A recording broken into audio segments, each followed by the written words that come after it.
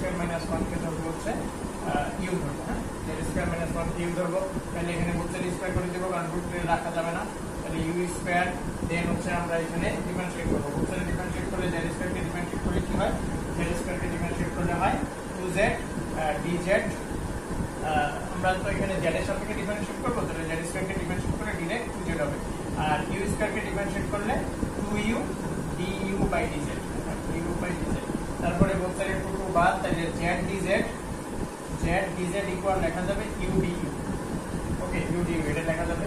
তারপরে হচ্ছে আমরা এখানে হচ্ছে এবার আমরা মানগুলো বসাই দিব। তাহলে মাইনাস ইন্টিগ্রেশন z dz এর জায়গায় লিখব u du। আর এখানে আচ্ছা দেখো z স্কয়ার মাইনাস 1 রে u স্কয়ার লেখা যায়। এখান থেকে আমরা যদি z স্কয়ার মাইনাস 2 মানে একটা মাইনাস আবার 1 বাদ দিই, তাহলে এখানে কি লেখা যাবে u স্কয়ার মাইনাস 1, অতএব z স্কয়ার মাইনাস